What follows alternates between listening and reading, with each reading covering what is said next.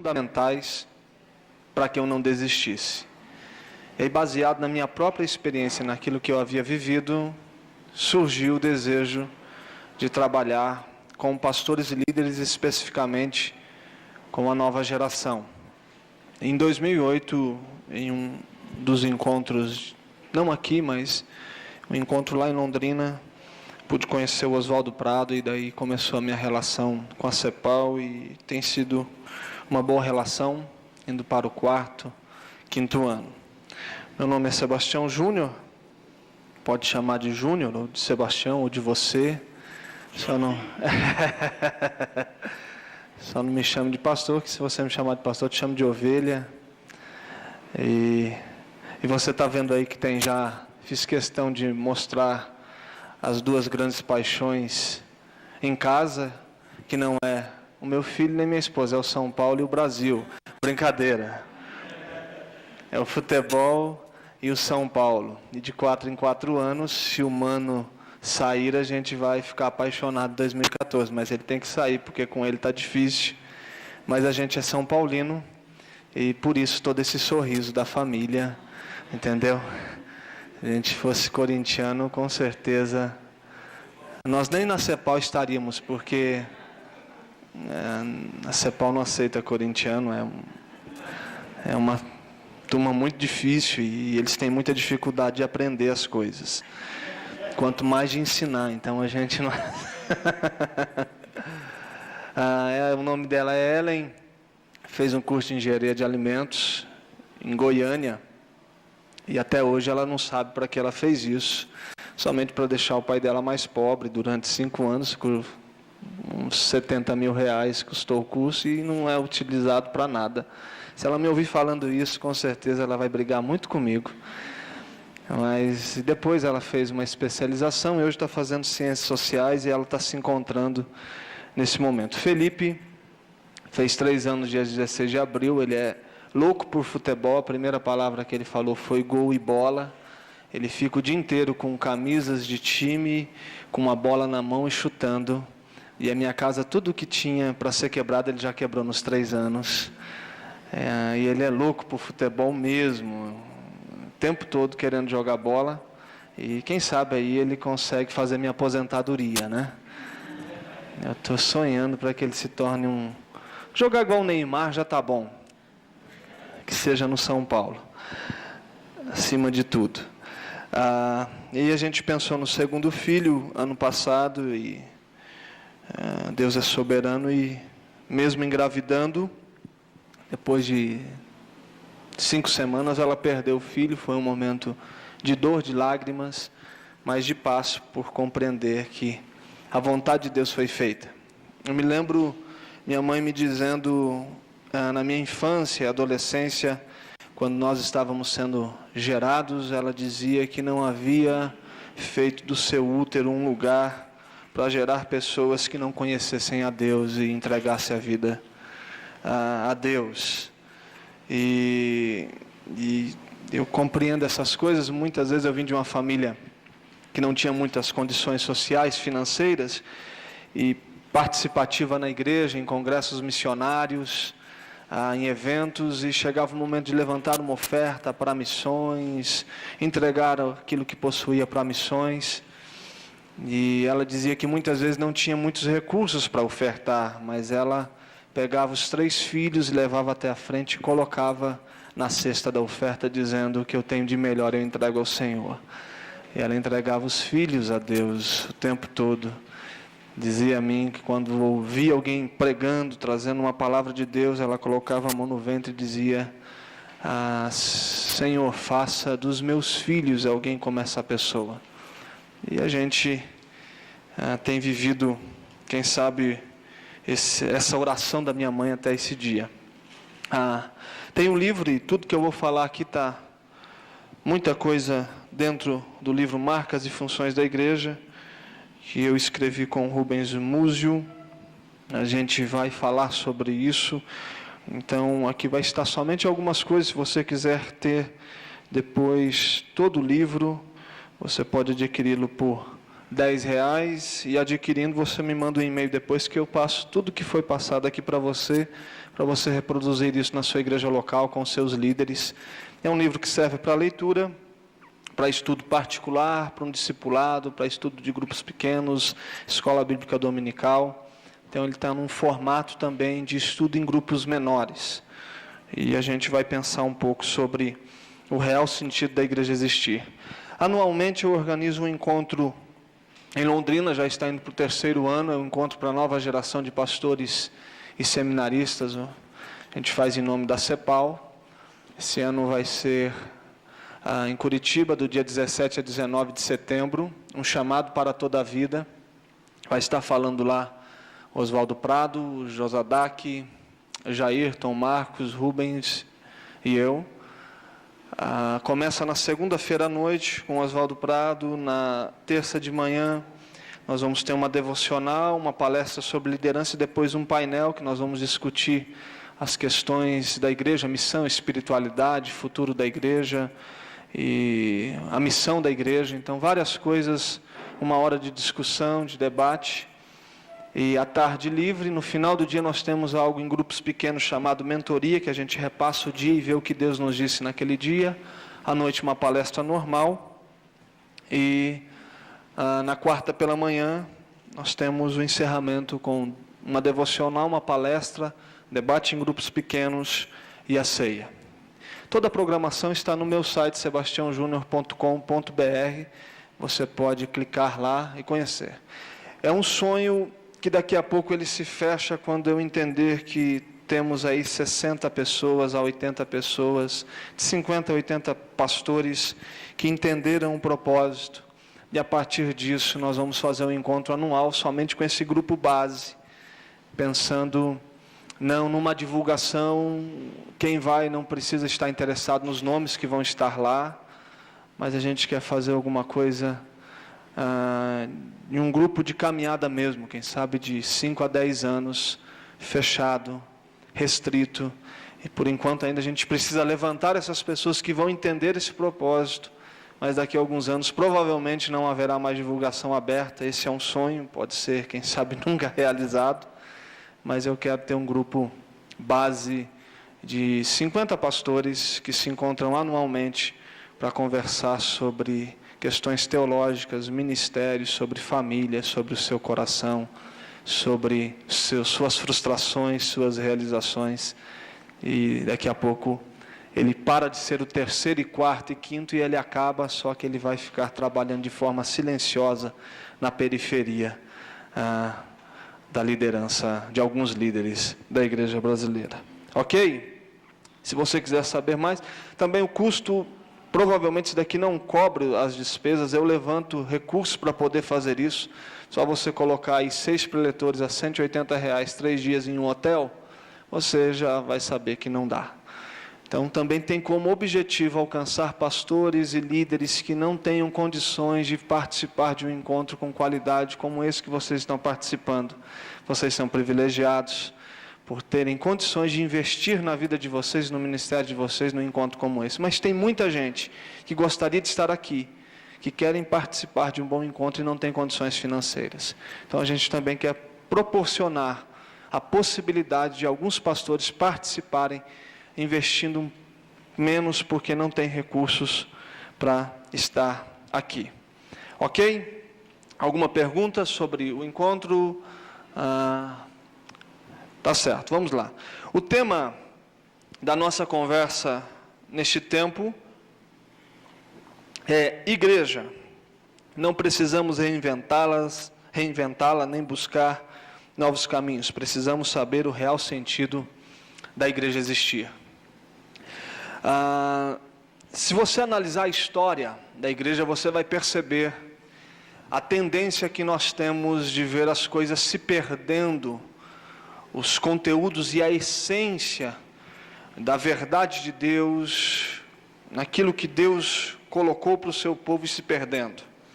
Você olha para a serpente no deserto e você vai ver que Deus tem que acabar com ela para não perder o povo. Aquilo que surge para ser instrumento de cura em um povo se torna objeto de idolatria. Você percebe a arca em certo momento na história do povo de Israel, que aquilo que representava a glória de Deus, a presença de Deus, Deus tem que esconder isso, para que esse povo também não venha se perder totalmente.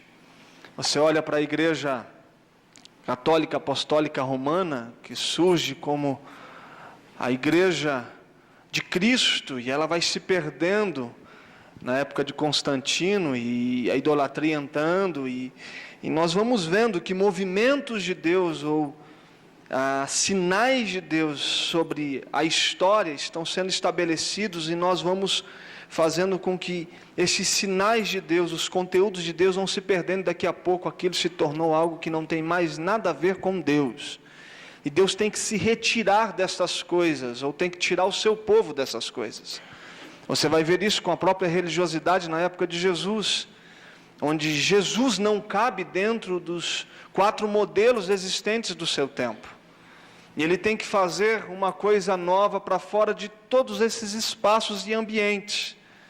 Você vai perceber na própria declaração de João Batista que Deus não está habitando em nenhum daqueles aspectos, quando ele afirma que ele era a voz de quem? Clamava onde Deus estava? Naquele exato momento onde João Batista entra em cena para preparar o caminho para o nosso mestre, no deserto. Deus está fora de todo o mundo religioso da época de Jesus, porque eles foram se perdendo. E eu percebo que a gente pode estar vivendo uma época como essa na igreja evangélica brasileira durante algum tempo.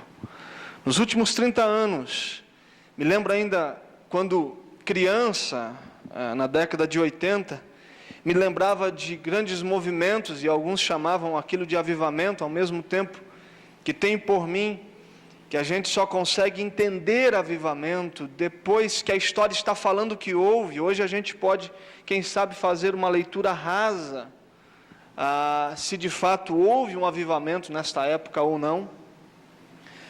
E me lembro que a igreja estava saindo da periferia para os grandes centros, alcançando algumas posições, e alguns diziam que isso de fato era um avivamento. E para mim, avivamento ele tem que acontecer em 3 esferas. Primeiro, ele acontece como se fosse um despertar no indivíduo. Começa na gente, no meu coração, algo que vem me tomando. Ontem nós vimos um breve relato pelo Hernandes Dias, ontem, não sei, vocês estavam ontem ou hoje? Hoje. Então hoje pela manhã, você percebe que começa com um despertar no coração. Esse despertar aviva a igreja.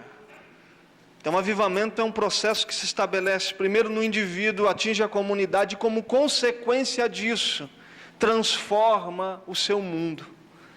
Ele extrapola as 4 paredes e ele alcança as ruas, as esquinas, e uma transformação visível, palpável, começa a acontecer. Enquanto está no coração, o despertar é imperceptível. Na igreja é um movimento interno, mas estas 2 coisas têm que transbordar para fora das 4 paredes. E esses 3 aspectos significam que de fato houve um avivamento entre nós. Então, nos últimos 30 anos, sinalizavam sobre isso. E aí, dentro de muitos movimentos, alguns aspectos foram sendo implantados, e a gente percebe que depois disso, há um grito de alguns dizendo que a gente precisa reinventar a igreja, repintar a igreja, a gente precisa de novos modelos, e o nosso desejo pela pergunta que vale $1 milhão, sabe qual que é a pergunta que vale $1 milhão? O que vai fazer a minha igreja crescer? Essa pergunta, quem responder, pode ter certeza que estará ganhando muita grana. A gente está à procura disso o tempo todo. Qualquer um que colocar aí no seu painel, no seu seminário, metodologia para fazer o crescimento da sua igreja acontecer, você pode ter certeza que vai ter muita gente para ouvi-lo. Qualquer tipo de evento que propicie essa ideia, terá gente para ouvir, porque nós estamos em busca disso. Mas será que estas coisas de fato nos definem como igreja? Eu percebo que uma das tarefas da igreja é trabalhar no coração da sua liderança. Quantos são pastores aqui? Tem uma história que eu ouvi do Jeremias Pereira, todos conhecem. Opa! Ok, fica tranquilo. Eu estou falando no microfone, gente, por causa daquele negócio lá, entendeu? Então, se tem hora que exagerar, me perdoem. Jeremias estava com um desejo grande de sair da igreja local e se tornar somente um itinerante. Ele deve ter agenda para o ano todo e bons congressos e vários encontros, e a gente sabe pela qualidade que ele tem de articular as ideias. Ele é um bom orador e alguém com vida íntegra. Essa pessoa vale a pena ouvir. É o tipo de gente que vale a pena a gente sentar e beber da fonte, porque ele é alguém que vale a pena. E por causa disso, e como tem pouca gente dessa qualidade, começou a surgir essas coisas. Ele pegou o avião e foi para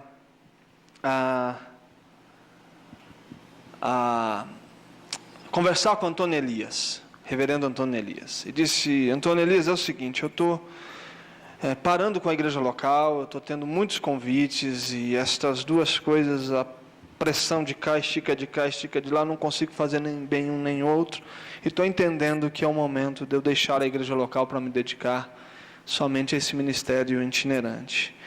Antônio Elias diz a ele o seguinte: não largue a igreja local, porque ela é o instrumento de Deus para humilhar você. Você vai sair de congressos com 5.000 pessoas, um congresso da CEPAL com 2.000 pessoas, e aí você vai enfrentar a sua igreja no culto de terça-feira com 50 pessoas para orar, e esse povo não está querendo te ouvir, e esse povo não te quer. Você, com todo o seu conteúdo, de repente o cara sai do banco da sua igreja e vai para a igreja da frente ouvir um cara que não tem nada de bom para oferecer. E muitas vezes são estas coisas que Deus vai utilizar para deixar você gente comum, gente normal e gente parecida com Jesus. Então a igreja também tem esse significado nas nossas vidas. Porque se você sonhasse, e todos os projetos, e tudo que você colocasse a mão para fazer desse certo, você se tornaria uma pessoa insuportável. Tem hora que não pode dar certo para que a gente continue sendo gente sã, com consciência boa e com coração puro. Tem hora que os resultados não acontecem porque os resultados têm a capacidade de gerar monstros. E enquanto a gente não vai aprendendo estas coisas, quem sabe Deus precisa nos colocar de novo na cadeira e nos dar uma nova lição. Então a igreja surge para isso, como um instrumento de Deus na sua vida. Você pastor, você líder, aquela igreja, aquele povo, onde a graça colorida de Deus se manifestou, a multiforme graça de Deus, essa graça que vai invadindo esse ambiente, essa comunidade de gente salva em Cristo Jesus. Este lugar se tornou o lugar que Deus vai trabalhar na sua vida. E quando as coisas não acontecerem, é porque Deus está querendo fazer alguma coisa no seu coração. Um dia o meu amigo me ligou, dizendo a mim de um convite de uma grande igreja, uma igreja conhecida nacionalmente, que ele havia recebido por aqueles dias pedindo oração. E ele falou que aquilo veio em um momento onde ele estava frustrado, se sentindo fracassado e buscando um lugar de realização. E ele não aceitou esse convite, porque existiam algumas outras prioridades. E eu dizia a ele o seguinte: amigo, é dessa forma que Deus vai trabalhando no nosso coração. Ele vai equilibrando as coisas. Porque se todos os dias você recebesse um convite como esse, ninguém te suportaria. Ao mesmo tempo que se você se sentisse todos os dias como um ser fracassado, Deus não poderia te usar. Então Deus equilibra estas coisas na nossa alma, para que a gente possa cada dia encontrar um coração saudável. Então a igreja também não existe como um fim em si mesma.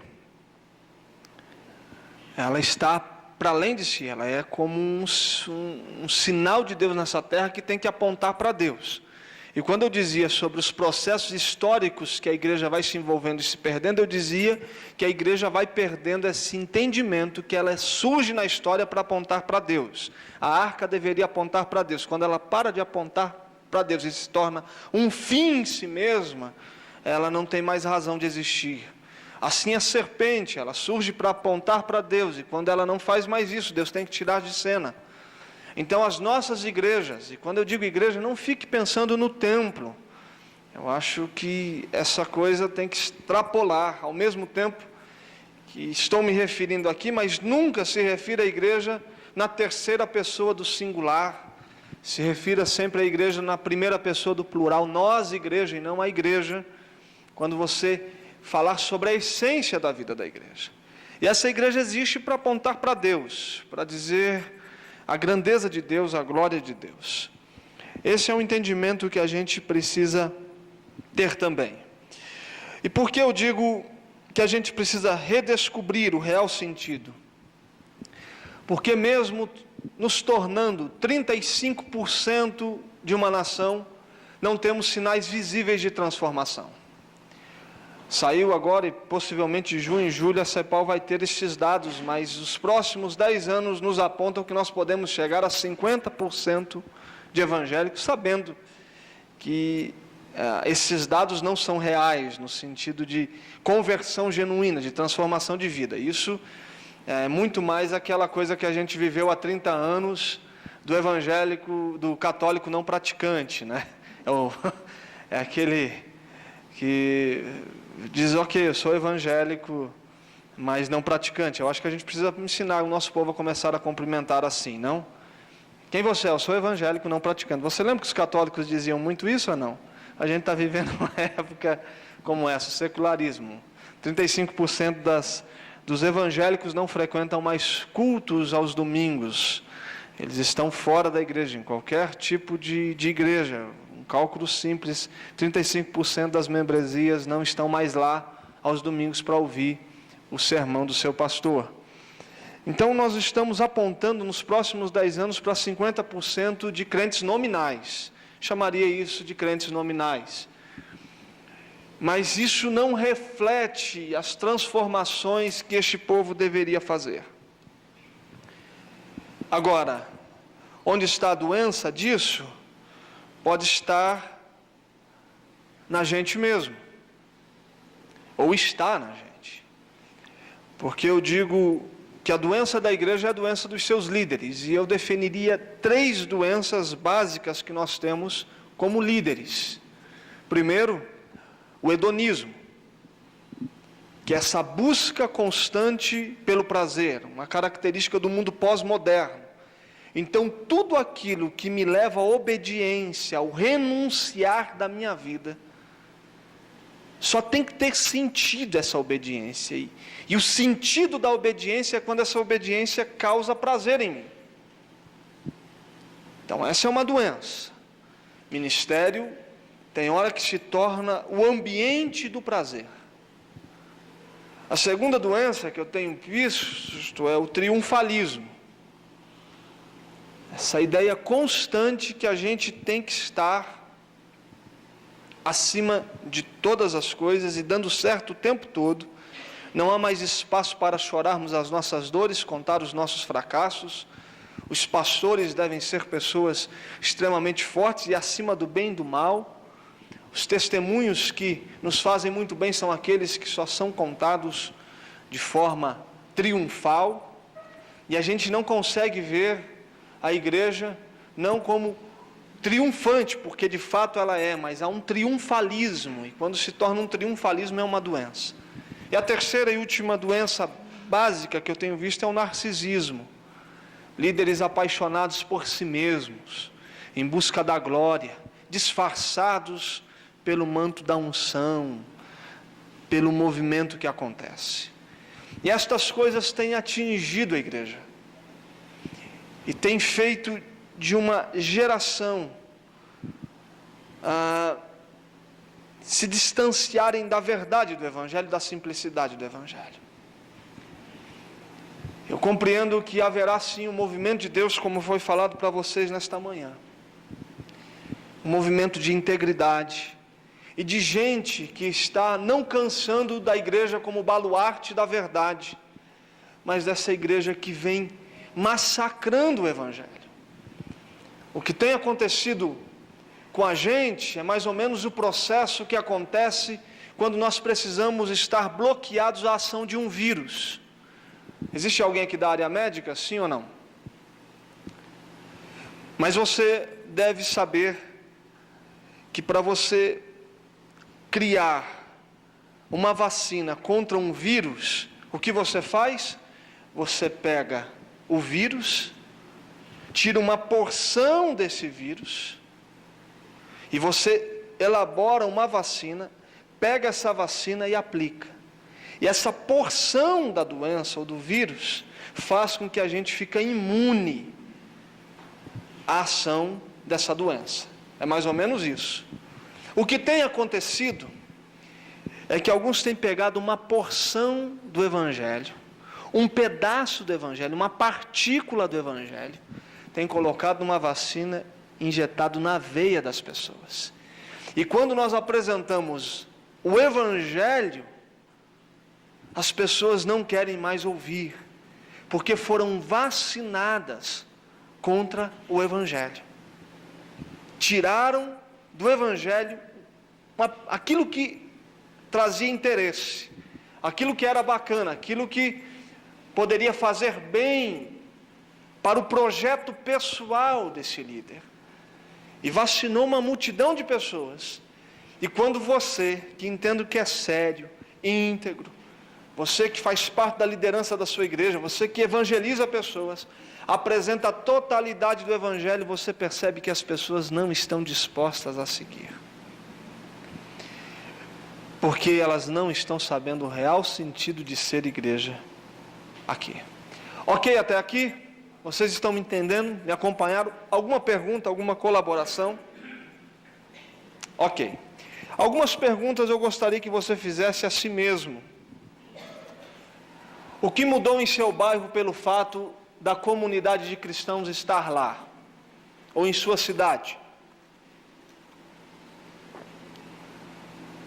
Essa igreja, que abre algumas vezes por semana, poucas vezes, alguns sociólogos disseram que um dos espaços mais inúteis da cidade são os espaços onde os templos estão, porque ocupam lugares centrais, de bom tamanho, para serem utilizados 4, 5 horas por semana. Qualquer outra pessoa tendo um espaço desse utilizaria de forma muito melhor.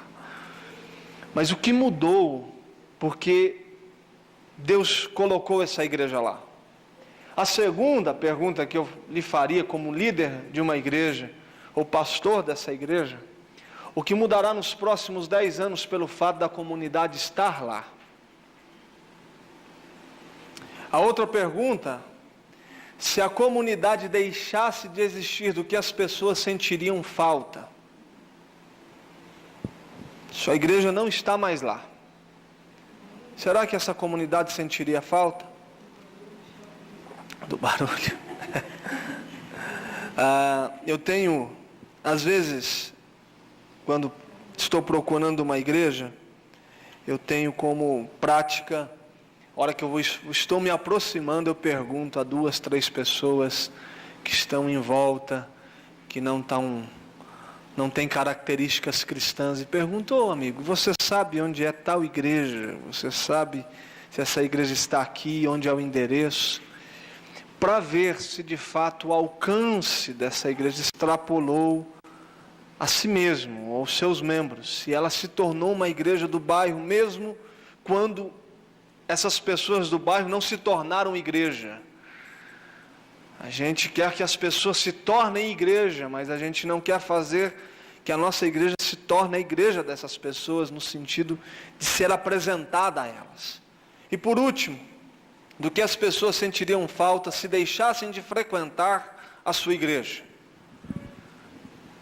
Eu, quando estou ligado a uma equipe de 6 pastores em uma igreja, e essa foi uma pergunta que eu fiz e soltei para algumas pessoas responderem, do que eles sentiriam falta se deixassem de frequentar aquele local. Porque estas coisas nos fazem pensar sobre as nossas marcas como igreja. Eu gostaria que nesse instante, quem tem Bíblia aí? Ok. Vocês não em grupos, mas nós estamos em um grupo pequeno. Vamos ler aqui Atos 2, 42, 47. Você que... Atos 2, 42, 47.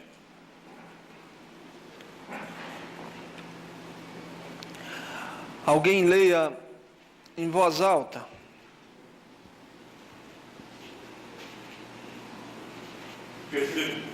Pode ir. O da frente. Por ordem de falecimento. Pode ir. Brincadeira. Perseveraram na doutrina dos apóstolos e na comunhão, no partir do pão e nas orações. Em cada alma havia temor, muitos prodígios e sinais. Timbilidade, simplicidade, simpatia, partilhar, fidelidade à palavra, ousadia. Você percebe que um texto como esse nos dão as características do que de fato é ser igreja. Texto simples. E quando a gente decide olhar para ele uma, duas vezes e deixar com que, como Spurgeon dizia, que quando ao ler um texto, aquilo que saltar aos seus olhos como um leão, fale sobre isso. Você vai percebendo que o que deve existir nas nossas comunidades, nas nossas relações, como cristãos. O problema é que nós paramos de buscar essa essência de ser igreja e começamos a buscar o tempo todo um pacote fechado que vai fazer a igreja acontecer. E buscamos isso sem a mínima orientação de Deus. Nós buscamos isso pelo simples fato que resultados estão acontecendo de forma longe da realidade que estamos vivendo. O que faz o tempo todo a gente ter uma busca incessante pelo que está dando certo. Essa ideia, sem ter nenhuma sensibilidade ao que Deus está nos dizendo, como indivíduo, pensando que eu fui chamado por Deus para desenvolver um tipo de ministério particular. E quando eu entendo isso, eu posso acrescentar sim algumas coisas a essa realidade, mas desde que Deus me deixe muito claro qual é a identidade da minha igreja.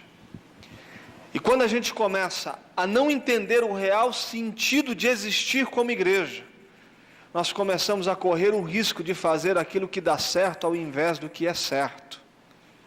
Tem muita gente fazendo o tempo todo o que está dando certo, mas pelo fato de dar certo, não quer dizer que está certo. Pelo fato de estar dando certo a nossa igreja no Brasil, podendo chegar a 50%, não quer dizer que essa igreja está certa.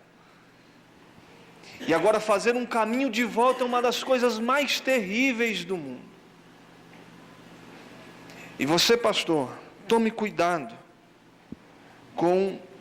quando as coisas começarem a acontecer e você tiver muito resultado em suas mãos, porque as piores pessoas que eu conheci neste mundo até hoje, com as características que aparentemente eram cristãs, mas disfarçadas por sentimentos extremamente malignos, são as pessoas que estão em altos postos de liderança, governando grandes estruturas. São as piores pessoas que eu conheci até hoje. E quanto mais eu me aproximo, quanto mais eu vejo essas pessoas, me parece pior elas estão.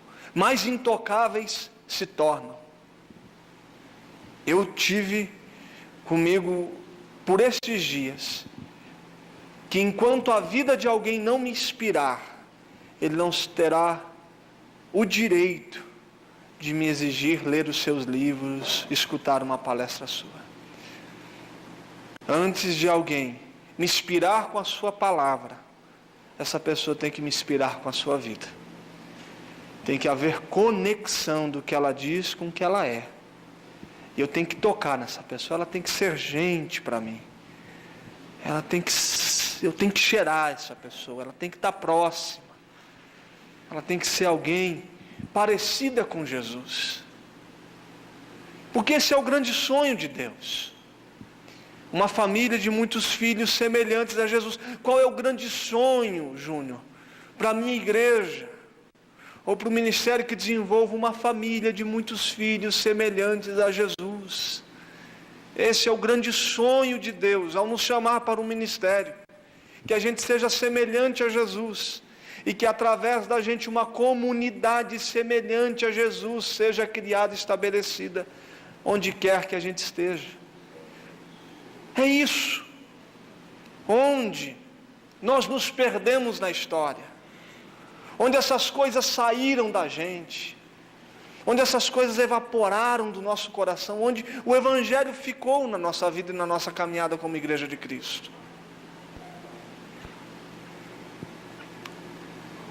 Cristo e a sua igreja. Cristo falando sobre essa igreja, que não é o templo mais, não é mais a sinagoga, mas é gente perdida, gente que vai sendo encontrada no caminho e a caminho. Jesus entra num cenário religioso onde existiam 4 modelos históricos de religiosidade, que eram os saduceus, fariseus, essênios e zelotes. Os saduceus estavam para dentro do templo, cuidando dos afazeres de um sacerdote. Os essênios entendiam que contato com a vida e com o dia a dia, com a rotina comum das pessoas, tinham uma capacidade enorme de contaminar. Então eles se reservavam às montanhas e à meditação.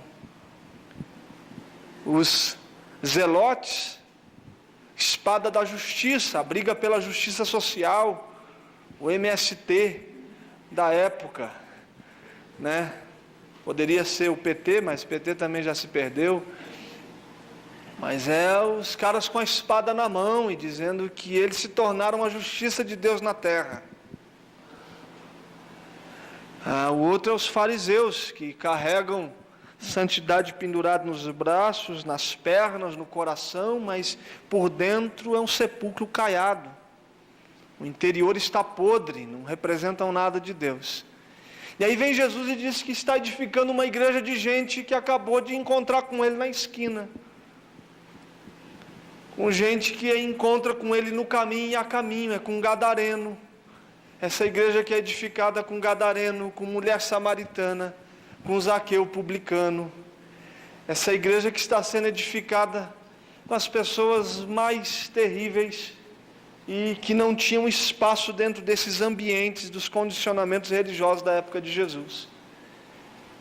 E ele afirma que essa igreja, que não é mais um templo, que não é mais uma organização, uma estrutura, porque o reino de Deus rompeu essa barreira. Ele vai nos falar que jamais nós vamos conseguir olhar para as grandes estruturas e dizer que Deus lá está, porque o reino de Deus está em vós. O reino extrapola agora as igrejas, as estruturas, e começa a ser algo implantado no coração das pessoas. Então esse reino, no meio de gente comum, que vira sal da terra e luz do mundo, de gente sem pedigree, sem história religiosa, vai prevalecer. E o que ele está dizendo com isso?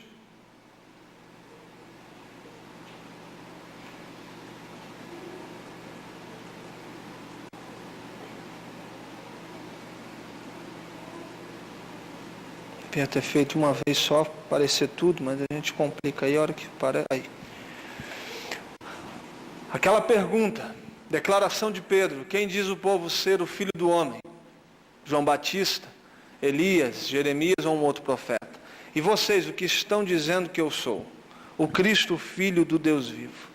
Agora a declaração de Cristo, quando ele está dizendo isso, eu edificarei, o eu se refere à grandeza de Deus. É Deus dizendo: a minha grandeza e a minha missão acontecerá por esta igreja. E guarde isso, que a missão é de Deus e sempre será de Deus. Deus não abriu mão da missão que é dele. A missão era de Deus e Deus se revelava através de um povo. Se fazia conhecido através de um povo. Acontece o processo da igreja surgir, e como Paulo em Romanos vai nos falar, que nós fomos enxertados, oliveira brava, jambuzeiro bravo, que não tem razão de ser, foi colocado, enxertado num processo que não é natural. Ele está dizendo desse processo dos gentios, que Deus cessa com os judeus e coloca-nos como igreja a sua missão. Mas jamais ele disse que a missão é minha, é sua, ou da igreja que fazemos parte. A missão continua dele, e a grandeza de Deus se revela aí. A iniciativa de estabelecer a igreja é do próprio Deus. Deus poderia escolher inúmeros processos para se revelar. E ele se revela através de muitas coisas, não está preso a isso. Mas Deus decidiu que ia ser assim. E Deus não errou. Ao mesmo tempo que ele está dizendo que vai edificar essa igreja. Ao dizer isso, ele está falando que o crescimento dessa igreja é algo que ele vai fazer. O crescimento vem de Deus. Quem disse que a gente consegue fazer isso? Quem disse que eu consigo fazer com que o mistério da salvação seja um desenvolvimento que parte de mim? É um mistério. O cara chega na igreja, ou encontra com um cristão na esquina, esse camarada perdido. A gente fala do evangelho para ele. Ele diz sim. E antes de dizer sim, Deus já estava dizendo sim a ele. E ao dizer sim, um mistério de transformação acontece que a gente não consegue entender. Eu ouvia o Armando Bispo falar esses dias sobre a presença divina, e ele falava neste aspecto dessa lei no coração, desse novo pacto. Quem que consegue entender esse processo que entra em um ser humano perdido e de repente ele passa a pensar diferente, a ver o mundo diferente, a tratar o filho diferente, a tratar a esposa diferente, ele passa a amar de forma diferente, a perdoar pessoas que lhe ofenderam.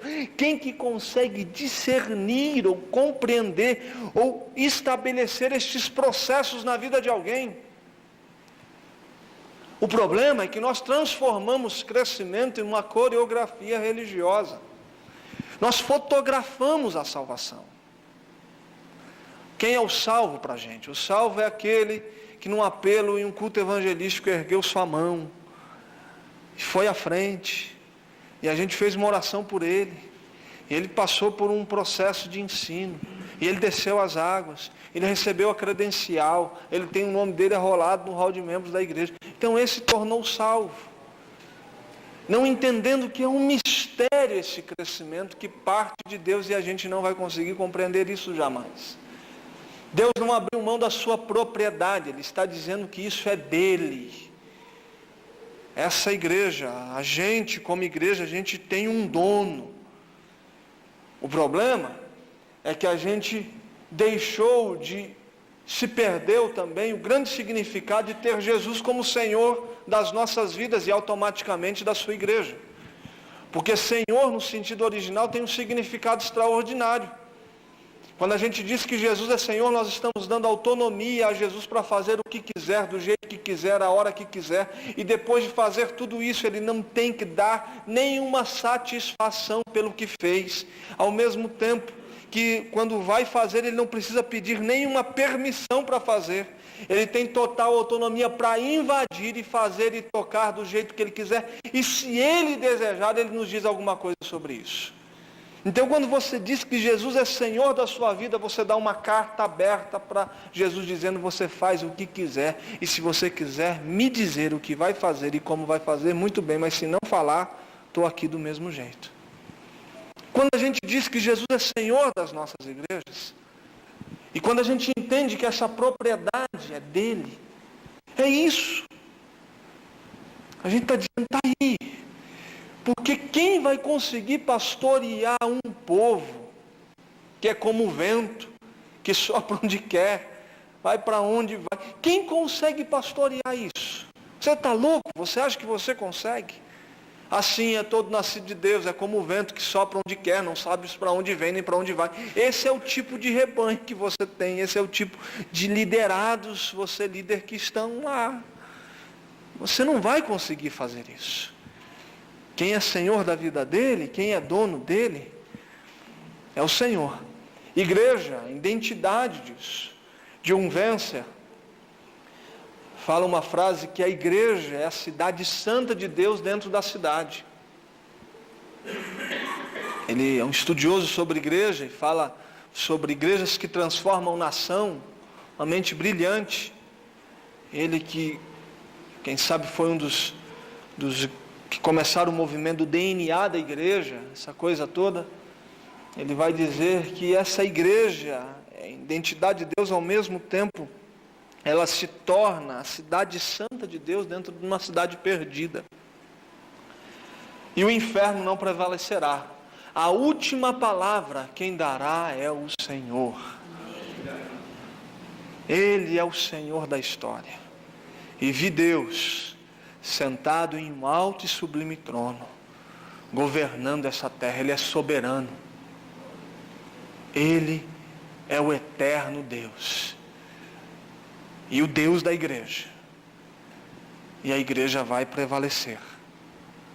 E o prevalecer da igreja não é o prevalecer de acordo com os valores e a cultura deste tempo, mas é um prevalecer que extrapola qualquer entendimento humano. Essência da igreja. Nós temos algumas coisas que nos definem como igreja. Igreja institucional. Essa igreja extremamente preocupada com as suas instituições, com os seus programas, com as suas estruturas. A igreja comunitária, o lugar do acolhimento, é o lugar da aproximação, é o lugar do contato, é o lugar do pertencimento, é o lugar da nova família, é o lugar do chorar e do sorrir, da celebração da vida, do choro do luto, é o lugar do abraço, é o lugar da saudade. Essa igreja comunitária, a igreja proclamadora, a igreja que tem uma mensagem transformadora, uma mensagem que tem a capacidade de mudar toda perversidade humana. Nós temos a melhor e a maior mensagem deste mundo. Nós temos as boas novas do Senhor. Quando eu falo sobre proclamação, não estou me referindo a esse processo de estar por detrás de uma tribuna falando sobre Deus, mas eu estou dizendo dessa proclamação que acontece na vida. Eu estou relendo a história da igreja nesse ano, e uma coisa que me chamou muita atenção foi que a igreja, no momento que ela cresceu muito, ela não fazia do culto o lugar da evangelização. O culto era proibido para os pagãos. O culto era o ajuntamento dos salvos, dos cristãos. E eles compreendiam que a proclamação e a evangelização e as boas novas do evangelho aconteciam na vida. Então eles estavam reunidos como se fosse uma reunião secreta, e por isso há tanta perseguição. E você vai ver que as questões políticas, o mundo da época não entendia, porque ninguém poderia entrar nesse povo que até esses dias era judeu e agora estão dizendo que não é mais judeu, que a coisa agora é diferente. Está se criando um movimento secreto, porque eles não compreendiam que o culto era o lugar do pagão. O culto era o lugar do salvo. E a proclamação acontecia na vida.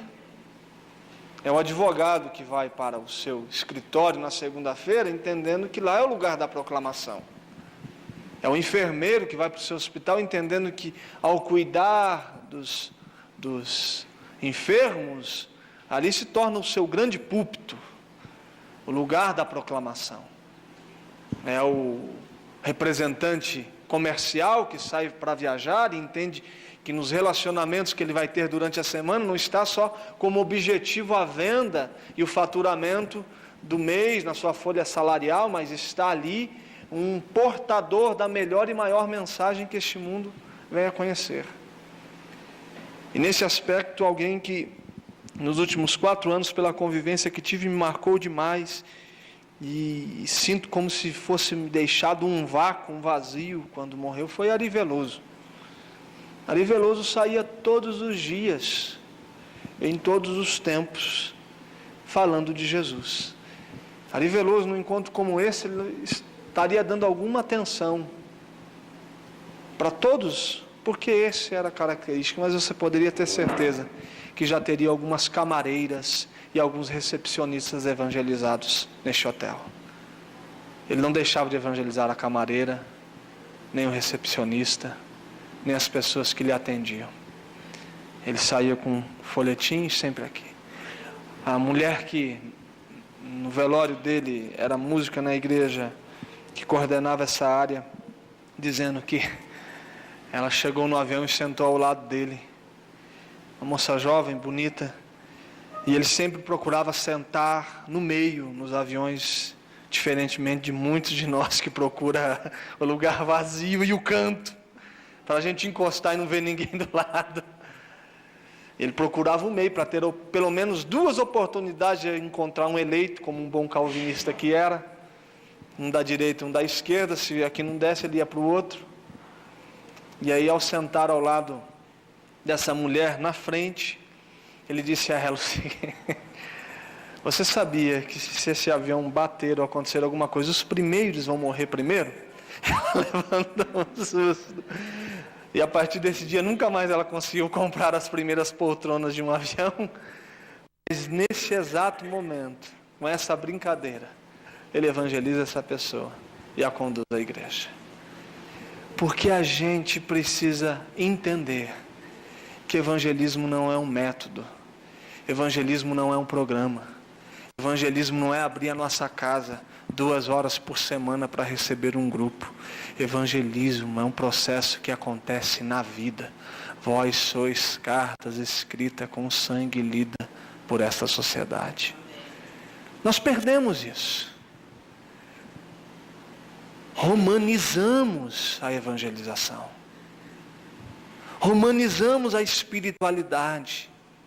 Romanizamos a conversão. Se tornou um ato dos templos aos domingos. E não entendemos mais como veículos proclamadores o tempo todo dessa igreja.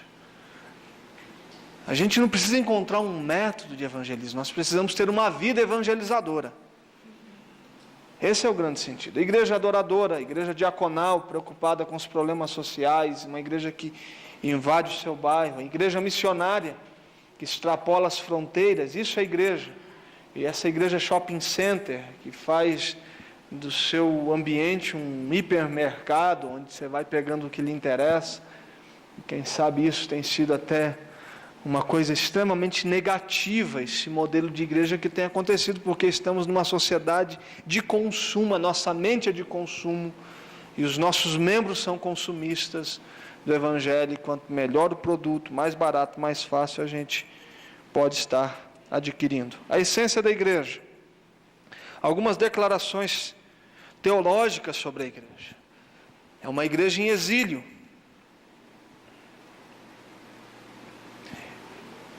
É uma igreja que está a caminho, em um processo peregrinando. É uma comunidade que não tem um fim aqui, ela está indo para um caminho e apontando um caminho, nós estamos em marcha. E a gente está contra a cultura. A nossa mensagem não será compreendida por este mundo. Nós não podemos condicionar o nosso discurso de acordo com o que as pessoas estão querendo ouvir ou que essa cultura está nos mandando falar. Nós seremos o tempo todo uma ofensa para este mundo. A nossa mensagem, a nossa prática de vida, os nossos conteúdos, a nossa forma de enxergar o mundo será uma ofensa, uma loucura. A mensagem da cruz é loucura para os que se perdem, mas para a gente que crê nisso se torna o poder de Deus. Não adianta a gente querer ficar adequando as coisas, embelezando as coisas para ver se a gente consegue atrair alguns clientes. A gente está contra esse mundo. Estamos na contramão de um sistema que jaz no maligno, de um mundo perdido. Uma outra declaração é um sinal, um instrumento, uma comunidade envia, a caminho dos confins da terra e do fim dos tempos. Igreja como a vanguarda de Deus. E Karl Barth vai nos falar que é a demonstração provisória de Deus e a sua intenção para toda a humanidade. A igreja se tornou a ideia de Deus, o desejo de Deus para o homem. Ali de fato se manifesta, deve se manifestar estas coisas. Aqui está, quem sabe, um dos grandes desafios dos nossos dias. Deixa eu lhe fazer uma pergunta. Quantas igrejas existem em sua cidade?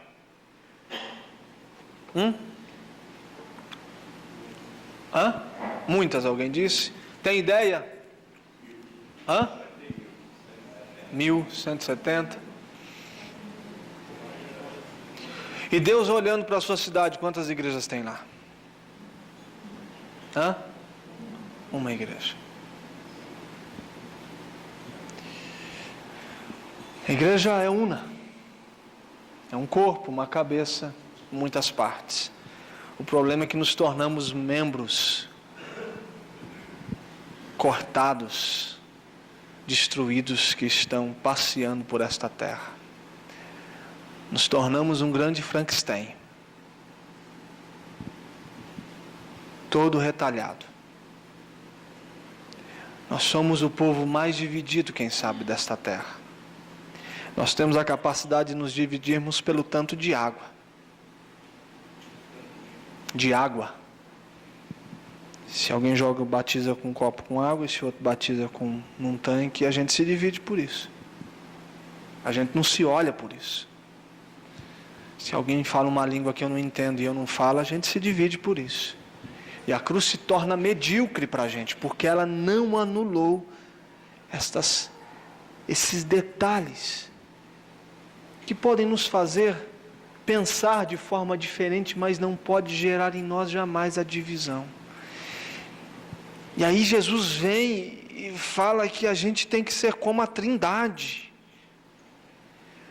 E ao falar que essa unidade é como a Trindade, ele está dizendo de uma unidade que se estabelece em essência. Não é uma unidade que vai ser revelada pelo ambiente onde estamos. Porque a gente pode estar no mesmo lugar e estarmos distantes na alma, no coração e na essência. E podemos estar distantes e nunca termos nos vistos e a nossa essência estar em perfeita unidade. Porque há no nosso coração, há na nossa vida os valores do Evangelho.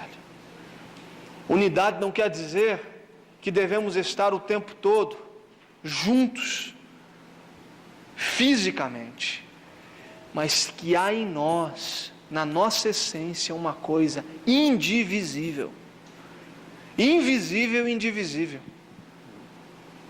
que não dá para entender, que é um outro mistério. Quem que consegue entender isso? Quem que consegue discernir a Trindade? Quem que consegue entender, colocar cada um? É um mistério, eu não entendo, é um mistério, assim como é a salvação e assim como a nossa unidade. Quando ele está falando de unidade, ele está dizendo da nossa essência. E a gente, mesmo não conseguindo, a gente não pode parar de lutar por ela. Esse ambiente se torna assim a expressão do reino de Deus. Um encontro como esse, ao nos reunirmos aqui, e ao pensarmos juntos de forma apaixonada e entregue à igreja do Senhor, nós estamos declarando que a igreja do Senhor é única para a gente. A gente está rasgando tudo aquilo que foi colocado como barreira entre nós. E a gente está dizendo como igreja do Senhor nesses dias, que somos um corpo, uma cabeça, dividido em muitas partes, onde a graça de Deus se derrama de forma linda e transformadora, agindo em nós e através de nós. Vocês estão me entendendo?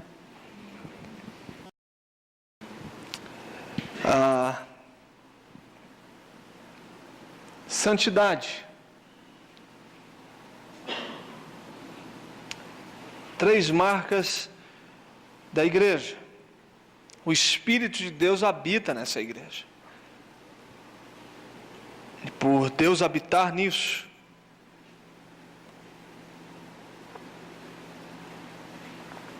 ela se torna santa.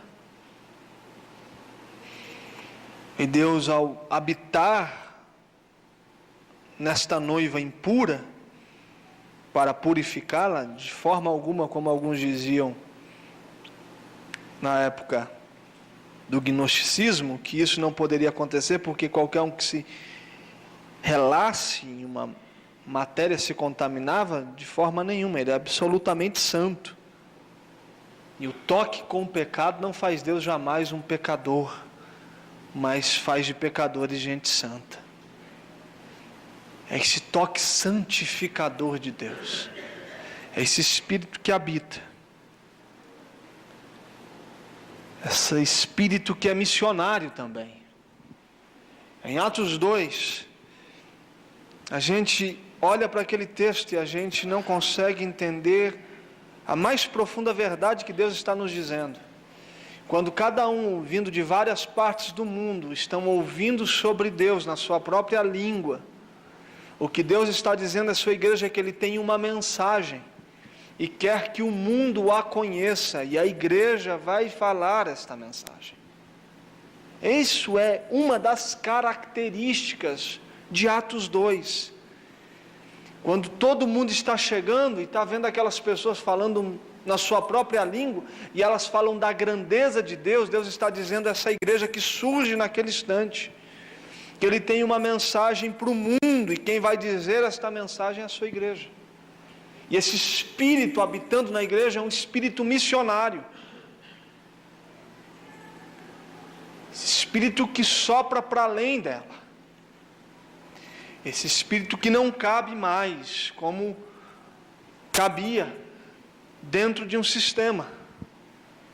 Quando o véu está se rasgando de alto a baixo, o que Deus está dizendo: eu saí do condicionamento religioso e eu estou pelo mundo, encontrando gente nas esquinas, nas praças, e como consequências desses encontros pela vida, eles caem neste ambiente, mas ao caírem nesse ambiente, eles já se encontraram comigo mesmo sem saber que me encontraram. Quando o cara chega na igreja, não é ali que ele vai se encontrar, ele já se encontrou mesmo sem saber em algum instante, ele só está lá, como o amor de Deus, como Jeremias vai dizer, com amor eterno Ele nos amou e com amável benignidade Ele vai nos atraindo. Esse amor que vai atraindo. A catolicidade universal em dimensões, para todo tempo, em todo lugar. A apostolicidade, fundamento no testemunho dos apóstolos na palavra de Deus. A igreja. O que é a igreja? É um povo de Deus reunido. Agora eu estou falando do aspecto de comunidade, não no aspecto templo. Eu sei que igreja sou eu, é você, mas quando essa igreja se reúne, ela se reúne para adorar a Deus, para ouvir a sua palavra proclamada, para celebrar as ordenanças e para observar a ordem e a disciplina em sua vida. Quais são as marcas da igreja baseado nisso? Adoração, proclamação, ordenança e disciplina. Essas são as marcas. Baseado nisso, vamos ver o que podemos entender sobre adoração. Apocalipse 7, 9 e 12 diz: e prostraram-se diante do trono sobre os seus rostos e adoraram a Deus. Olha essa declaração de William Temple sobre adoração. Adoração é a submissão de toda a nossa natureza a Deus. Esta é uma consciência clara de sua santidade, nutrição da mente pela sua verdade, purificação da imaginação pela sua beleza, abertura do coração ao seu amor e submissão da vontade ao seu propósito. Toda esta junção acima da adoração é a maior das expressões de qual somos capazes. Mas o que a gente fez com a adoração? Transformamos em uma liturgia de alguns minutos em nossos cultos. Quando que adorar é quando eu submeto toda a minha natureza a Deus. A minha consciência é invadida pela clareza da santidade do Senhor. Quando eu olho para tudo à minha volta, o meu coração se abre para a beleza de Deus e me submeto totalmente a estas coisas. Alguém está escrevendo isso e gostaria que eu vou passar? Estão escrevendo? Pode passar? Ok.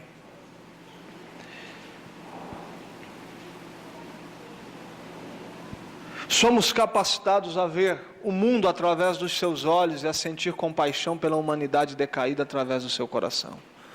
Na adoração, o povo de Deus declara sua própria história sagrada. É isso que as pessoas devem entender, que é um prostrar-se em inferioridade, é uma submissão a Deus e uma reverência profunda. 3 coisas estão ligadas a isso: a reconhecer a inferioridade diante de Deus, a submeter-se a Deus e a uma reverência profunda ao Senhor. Isso é adoração. É esse entendimento da grandeza de Deus. Wesley, que trazia a sua memória a cada 5 minutos a consciência de Deus. Ele tinha como prática pensar na santidade e na presença de Deus a cada 5 minutos. Isso transformava a sua vida. Quando a gente fala que é sentir compaixão, nós estamos falando não só de um sentimento, porque compaixão é mais do que um sentimento, compaixão é uma ação. Quando a gente vê Jesus caminhando e os evangelhos nos falando que o coração de Jesus se moveu em íntima compaixão, o que ele está dizendo é que Jesus teve uma ação em prol dessa pessoa, uma ação de restauração e de transformação. A gente passa pela vida sem compaixão, porque a gente sente algumas coisas, mas nós não temos a coragem de agir através desse sentimento de compaixão que nos toma, que nos invade. A compaixão não é simplesmente um sentimento, é ação concreta, é a busca da restauração. Fora isso é piedade, é dó, é qualquer outra coisa, mas não essa compaixão semelhante à do nosso Jesus. Ao mesmo tempo, quando fala que a adoração dos crentes reconhecem o senhorio de Cristo sobre cada área das suas vidas. E é isso que Jesus está falando àquela mulher no poço de Jacó. Está lembrada? Porque ela tem como samaritana o entendimento que é num monte. E Jesus está entrando em uma briga milenar da época do cativeiro, onde ficam alguns judeus, se casam com gente estranha. E dessa raça mista sai o samaritano, que é impuro. E eles fazem o 11º mandamento, colocando esse monte como lugar da adoração. Eles dizem que Jerusalém não é mais o centro. Então ele está brigando com essa mulher em uma história milenar que está sendo construída há anos. E essa mulher está dizendo: mas onde? A gente vai adorar no templo ou em Jerusalém? Onde é esse lugar? Aí Jesus diz: nem lá, nem cá. Porque a partir de agora a adoração é um processo que acontece no coração da pessoa em espírito e em verdade. Quando gente o tempo todo vai dizendo que Jesus Cristo é Senhor de todas as áreas da minha vida. Adoração é quando eu olho para o meu filho e digo, Jesus é Senhor sobre essa relação. Quando eu olho para a minha família, para a minha relação conjugal e digo, Jesus é Senhor sobre isso. Quando eu olho para a minha vida financeira e digo, Jesus é Senhor sobre os meus bens, é Senhor sobre a minha casa, é Senhor sobre o meu carro, é Senhor sobre aquilo que possuo. Esse reconhecimento do senhorio de Cristo em cada área da vida estabelece uma adoração em espírito e em verdade. Não precisa do violão, não precisa da bela canção, não precisa do cara cantando, só precisa de um processo na alma da gente, de reconhecimento do senhorio dele. Isso é marca da igreja. A sua igreja tem que ser adoradora. E adoração para a sua igreja é isso. É quando esses cristãos começarem a declarar o senhorio de Deus a cada área da vida. Tiremos essa compreensão que a adoração é um espaço de 20 minutos onde cantamos 3 canções antes da palavra de Deus ou de algum momento estabelecido no culto. Mas mostremos ao mundo e aos cristãos que a adoração é uma coisa de reconhecimento do senhorio dele. Outra marca da igreja, a palavra, inspirada por Deus, proveitosa para o ensino, para a exortação, para a correção, para instruir em justiça, para que o homem de Deus seja perfeito e perfeitamente instruído para toda boa obra. Essa palavra que não está mais para fora da gente, mas nos tomou de tal forma que a gente não decide mais sem ela, a gente não pensa mais sem ela, e a gente vai conectando todas as nossas coisas nela. O que me chama a atenção é o relato sobre John Bunyan, escritor do Peregrino. Alguns diziam que se cortassem as suas veias não sairia sangue, mas sim versos bíblicos. Que o sangue de John Bunyan era biblino,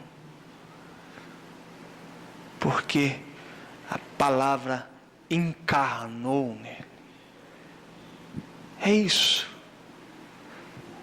Esse verbo na nossa carne, a palavra que se encarna em nós de tal forma que a gente não consegue mais viver sem deixar com que a palavra se expresse a cada ação, a cada gesto, a cada pensamento nosso.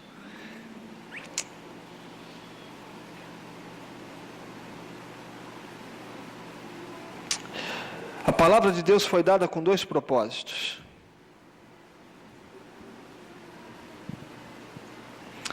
Primeiro, para que o cristão seja perfeito. Isso tem a ver com o que o cristão é.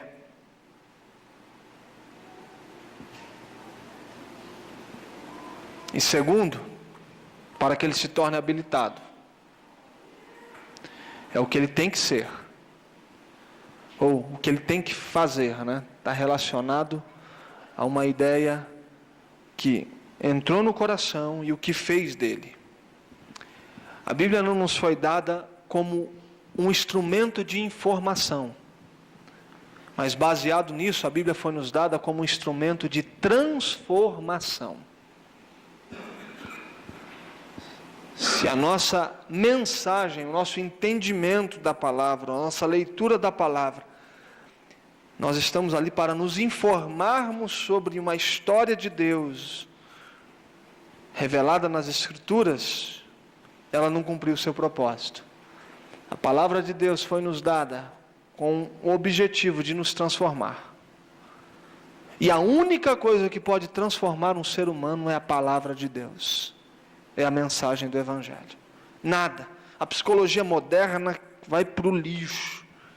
Qualquer conceito humano não tem a capacidade de lidar com essa depravação, com esse homem miserável.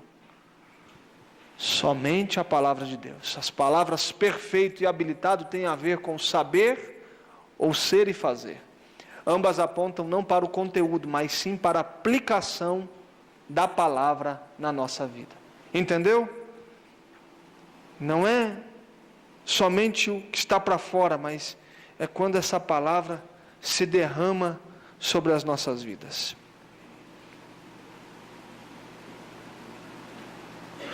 Olha o que Calvino vai nos falar sobre as Escrituras. Onde quer que encontremos a palavra de Deus fielmente pregada e ouvida, ali não se pode duvidar, está uma igreja de Deus. E aí pode fazer isso, meu amigo, em grupos pequenos, faça isso em célula, faça isso na empresa. A igreja de Deus, de acordo com essa declaração, se torna fato quando a gente entende que a palavra de Deus está sendo pregada e ouvida de forma fiel. A segunda afirmação dele: não temos que lidar com um Cristo despido, mas com um Cristo vestido com o Evangelho. O que tem faltado em nós, quem sabe, esse vestimento do Evangelho, esse vestimento de Jesus como igreja do Senhor. O entendimento que a gente tem que ser do jeito dele. O nosso modelo de liderança não é nenhum desses caras que estão falando aqui nesse encontro. O nosso modelo de liderança tem que ser o nosso Mestre Jesus. Sempre Jesus. Eu não quero ser como nenhuma dessas pessoas, a não ser que essas pessoas sejam como Jesus, aí elas poderão causar um grande impacto na minha vida, mas o que eu quero é ser como Jesus, o meu modelo. Toda a minha construção teológica começa em Jesus e termina em Jesus. Ele é a minha teologia. Em Jesus eu sei o que Deus pensa, em Jesus eu sei com quem Deus se relaciona, em Jesus eu sei o que Deus fala, com Jesus eu sei, em Jesus eu sei como Deus age, é nele. E essa igreja que a gente sonha e que a gente faz parte dela tem que ser do jeito dele. Toda a nossa teologia é nele, e para que isso seja uma realidade a gente precisa estar cheio da Bíblia. Calvino em 1538 foi expulso de Genebra. Ele estava pregando em Deuteronômio. E depois de voltar, depois de 3 anos ele volta para essa mesma igreja, ele vai pregar, ele começa a sua mensagem no versículo seguinte que ele havia parado há 3 anos atrás. Deixa eu lhe passar um dado sobre ele. Ele pregou 200 sermões sobre Deuteronômio, 186 sermões sobre Coríntios, 43 sermões sobre Gálatas, 123 sermões sobre Isaías e 149 sobre Jó. Cheio da Bíblia, de Bíblia e do Evangelho. A questão é que a gente começa a pensar no que falar no sábado. E aí a gente vai para o Google. E a gente já pega a coisa pronta. Essa palavra se tornou uma fonte de informação para a gente e para as pessoas. Mas jamais uma palavra que tem a capacidade de nos transformar. Continuando. Estou acabando, não vai dar para falar tudo, mas eu vou ficar só nas marcas, nas funções, a gente deixa para o ano que vem. Ok? Agostinho dizia o seguinte: sinal visível de uma graça invisível. Ele está falando sobre o batismo e a ceia. É um sinal de participação da graça salvadora, não simplesmente a presença da obra de Deus, mas a sua aplicação da graça salvadora aos pecadores.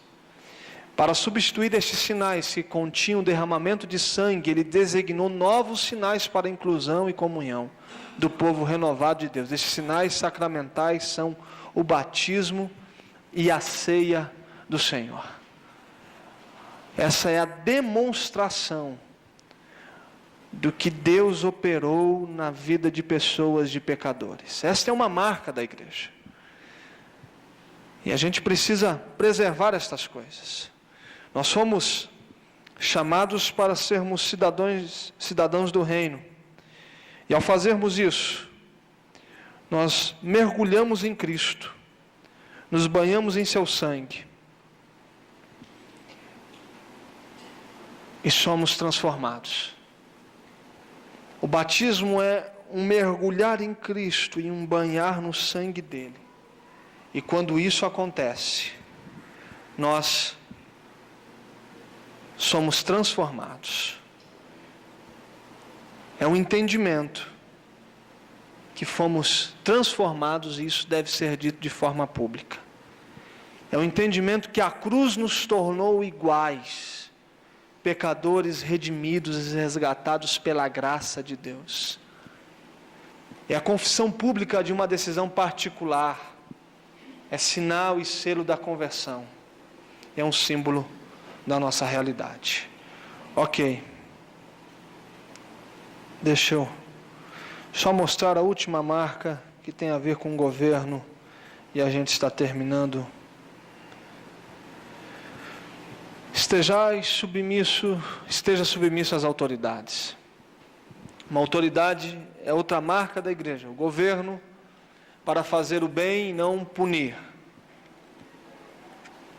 A igreja local é uma miniatura da igreja de Jesus Cristo. E nós precisamos compreender que esse governo é um governo que tem como princípio servir, onde o interesse já não é mais o título, não é mais a busca por um processo hierárquico, mas é um governo que se estabelece com a toalha nos ombros e a bacia nas mãos.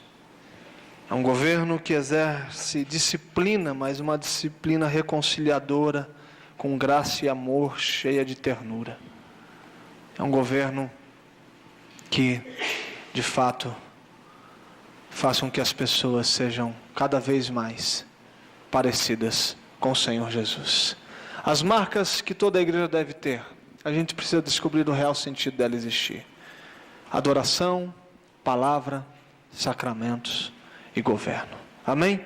Exercício de 3 minutos, um após o outro. Diga uma frase ou uma palavra daquilo que você ouviu. Rapidamente. Vai lá. Uma palavra, uma frase do que foi falado, que ficou. Interessante é o que a igreja fará nos próximos 10 anos. Nossa igreja, qual o impacto da nossa igreja existir nos próximos anos?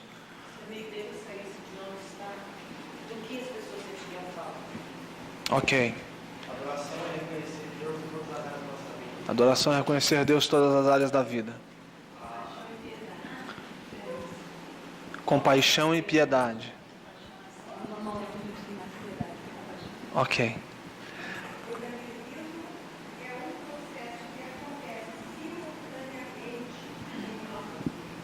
Ok. A importância da igreja ser igreja, mesmo quando as pessoas ainda não são. Ok. Aqui, ela ia falar aqui, vai, pode falar. Ser e fazer. A igreja tem um dono. Inspirar pela vida antes do que a mensagem que foi dita. Adoração é mais do que um período no culto.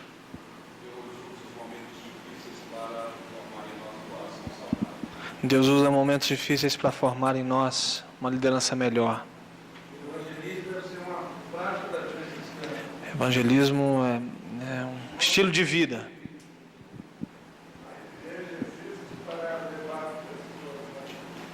A igreja existe para levar pessoas a Cristo.